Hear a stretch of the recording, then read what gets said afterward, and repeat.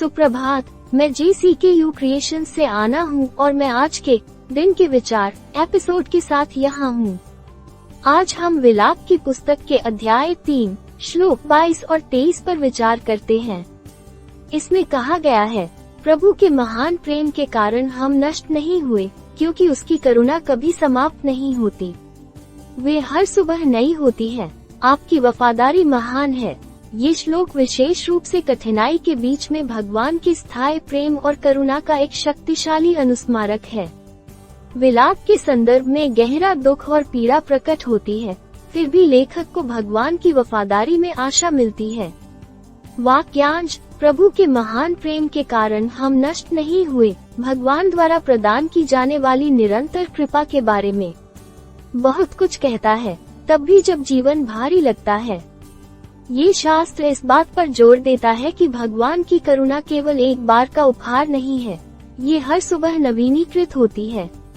प्रत्येक नया दिन अनुग्रह और दया के लिए नए अवसर लाता है, हमें याद दिलाता है कि हम नए सिरे से शुरुआत कर सकते हैं, चाहे हमने कल कितने भी संघर्षों का सामना किया हो।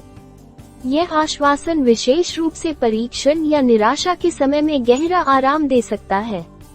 ये हमें प्रतिदिन अपने जीवन में ईश्वर की करुणा की तलाश करने और उससे अपेक्षा करने के लिए आमंत्रित करता है, कृतज्ञता और आशा की मानसिकता विकसित करता है।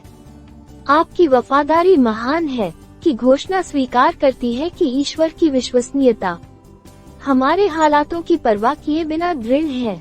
उनकी वफादारी हमारे कार्यों या भावनाओं पर निर्भर नहीं है, यह उनके चरित्र का एक सुसंगत पहलू है।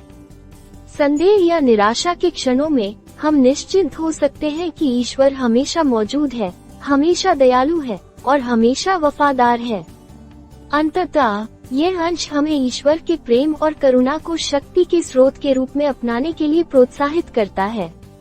ये हमें उन तरीकों पर चिंतन करने के लिए आमंत्रित करता है जिनसे हम अपने जीवन में उनकी वफादारी का अनुभव करते हैं, और हमें उस आशा को दूसरों के साथ साझा करने के लिए प्रोत्साहित करता है, उन्हें याद दिलाता है कि वे भी ईश्वर के अटूट प्रेम में नवीनीकरण पा सकते हैं।